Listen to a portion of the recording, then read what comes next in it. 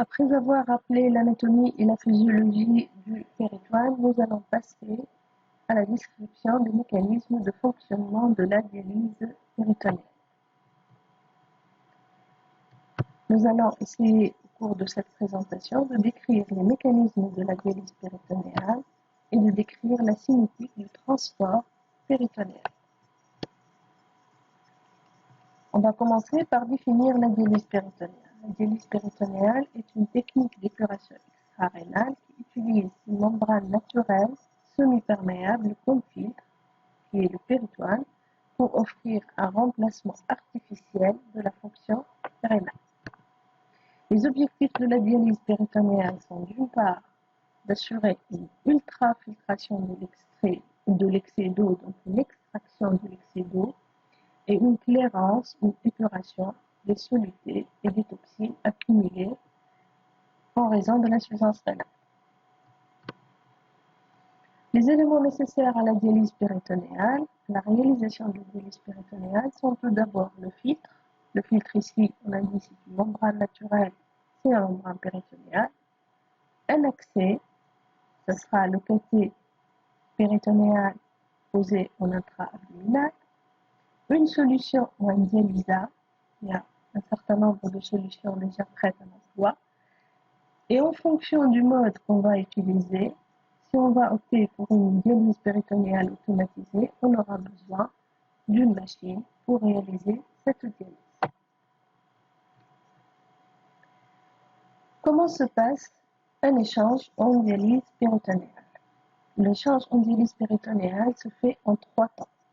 Le premier temps, c'est le temps d'infusion. C'est le temps au cours duquel on va injecter une quantité déterminée de dialysat réchauffé à la température du corps dans la cavité péritonéale à travers le cathé. Le deuxième temps, c'est ce qu'on appelle le temps de stase ou de contact. C'est le temps au cours duquel vont s'effectuer les échanges entre le sang du malade et le dialysat. Et enfin, le troisième temps, c'est le temps de drainage où on va évacuer le dialysat contenant l'excès d'eau ultrafiltré et les toxines. Ces échanges vont s'effectuer grâce à 2 mécanismes physiques essentiellement. Tout d'abord la diffusion et puis la convection. Et on va essayer au cours de cette présentation d'expliquer ces 2 mécanismes. Tout d'abord, on va commencer par la diffusion. La diffusion, elle concerne les petites molécules comme l'urée, le potassium, la créatinine. Au cours de la diffusion, le transfert s'effectue grâce à l'influence d'un gradient de concentration. On dispose de 2 solutions contenant différents électrolytes à des concentrations différentes. Et donc, selon le gradient de concentration, il va y avoir un passage des molécules du milieu le plus concentré vers le milieu le moins concentré. Donc, ces échanges-là vont permettre d'épurer les solutés, mais avec le passage de solutés, il va y avoir également un passage d'eau, et donc on va extraire également une certaine quantité d'eau excessive. Donc, grâce à la diffusion, l'urée, la créatinine, le calcium, le phosphore, etc., les toxines urémiques sont transférés dans le liquide de dialyse qui en est dépourvu.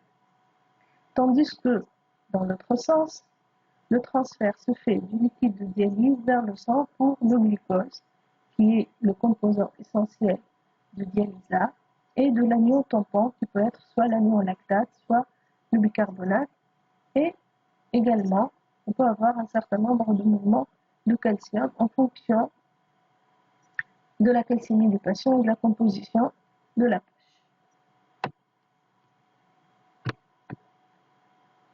Alors, pour la diffusion, quels sont les éléments qui interfèrent avec cette diffusion? Tout d'abord, le poids moléculaire des solutés. La taille des pores également. Rappelez-vous, on a parlé au cours de la présentation dernière des 3 pores. Le nombre également de pores et surtout le gradient de concentration en soluté. C'est un gradient entre le plasma et le soluté ou bien le dialyseur. Il faut savoir que ce gradient diminue avec la durée de la stase. C'est logique puisque les échanges vont s'effectuer avec le temps et il va y avoir un moment où les deux solutions vont s'équilibrer de part et d'autre de la membrane et donc ce gradient va disparaître petit à petit. La diffusion dépend également de la surface péritonéale effective. Plus cette surface est importante, plus les échanges sont possibles et plus ils sont importants. Elle dépend également de les caractéristiques de diffusion de la membrane.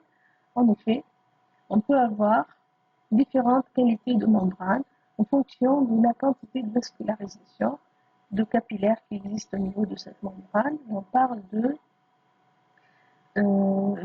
patients qui ont un transport lent et des patients qui ont un transport rapide.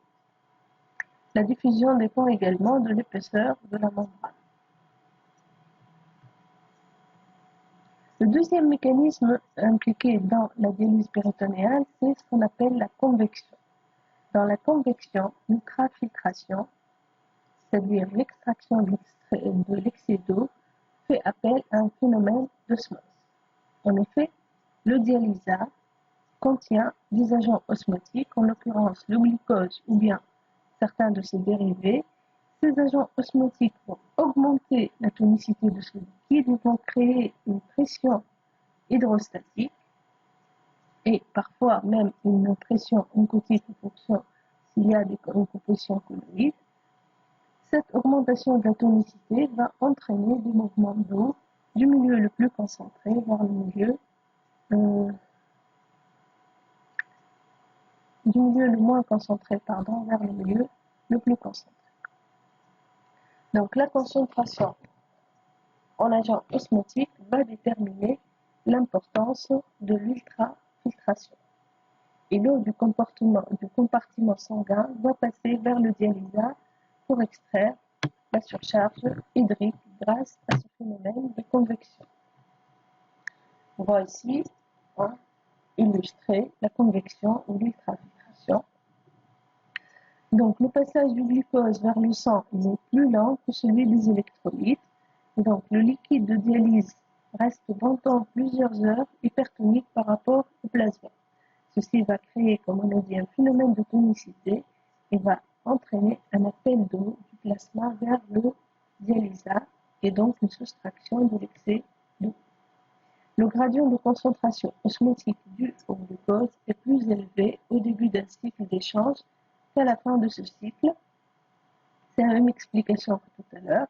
Et donc, l'efficacité de l'ultrafiltration diminue avec la durée de l'échange.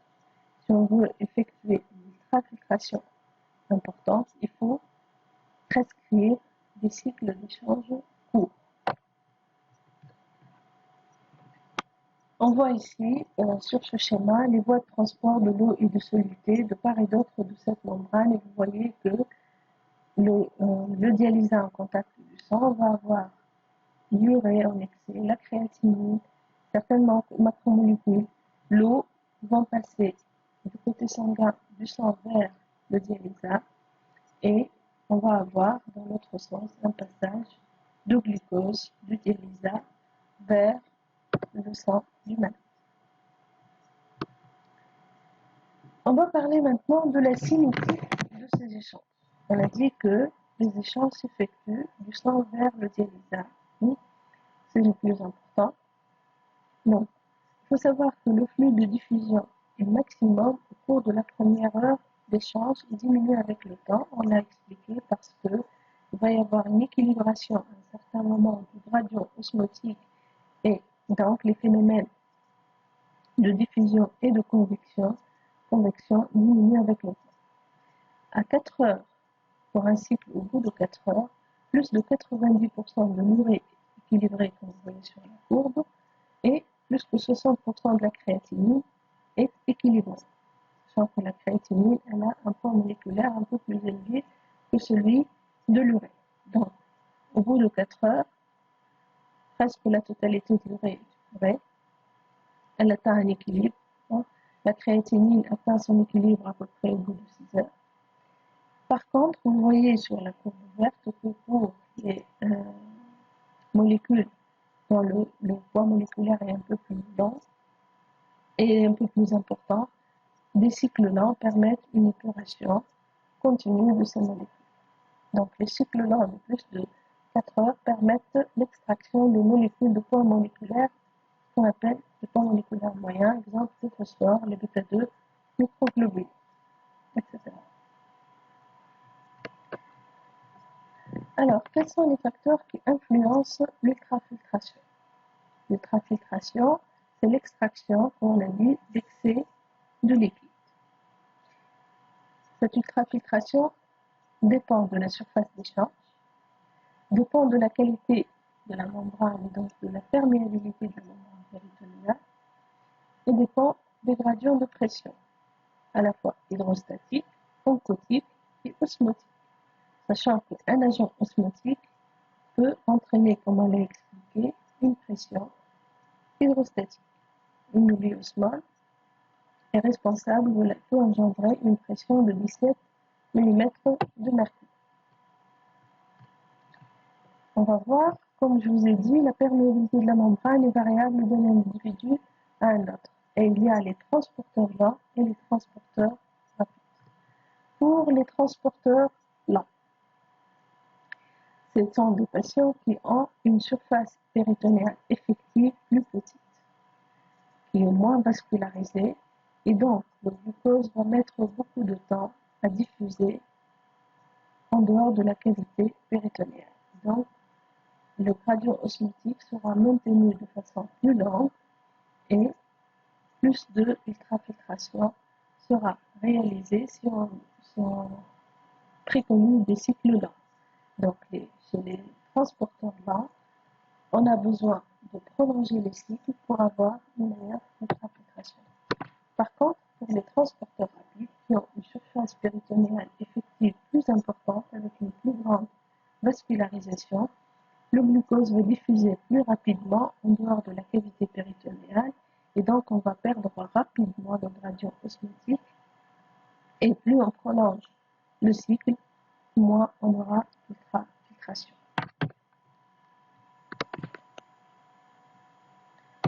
Donc je reviens à cette diapositive. En fait, comment on va différencier entre les transporteurs rapides et les transporteurs lents? Il y a ce qu'on appelle le test d'équilibration qu'on peut faire pour évaluer la perméabilité de la membrane de l'enfant. Alors, que se passe-t-il durant un cycle ou bien un échange en dialyse péritonéale?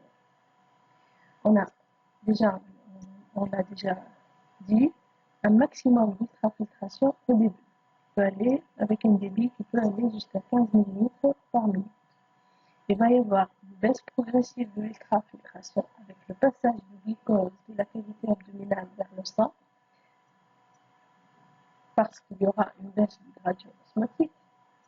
Il va y avoir une augmentation progressive du volume intrapéritonéal jusqu'à ce que le taux de réabsorption lymphatique égale l'ultrafiltration. Rappelez-vous, quand on a parlé de la vascularisation du péritoine, on a parlé du drainage lymphatique et on a dit qu'il y a un certain degré de réabsorption du liquide par les canaux lymphatiques. Et donc, cette augmentation de la pression du volume intrapéritonéal, elle est due à l'extraction d'eau. Mais cette augmentation va s'arrêter quand le taux de réabsorption de l'eau excédente du liquide qui existe dans le péritonéal par les lymphatiques dépasse ou égalise celui qui est ultrafiltré. Alors, si l'absorption lymphatique dépasse l'ultrafiltrat, le volume intrapéritonéal va diminuer, on va avoir à la fin ce qu'on appelle des UF négatifs. Après l'équilibre osmotique, l'ultrafiltration s'arrête, mais la réabsorption lymphatique continue. C'est pour ça que, là aussi, il faut faire attention à la durée des... En conclusion, la bonne connaissance de l'anatomie et de la physiologie du péritoine sont les garants d'une bonne gestion de la dialyse péritonéale. Il faut préserver l'intégrité de ce péritoine pour assurer une longévité de la dialyse péritonéale, surtout quand il s'agit d'une insuffisance rénale chronique.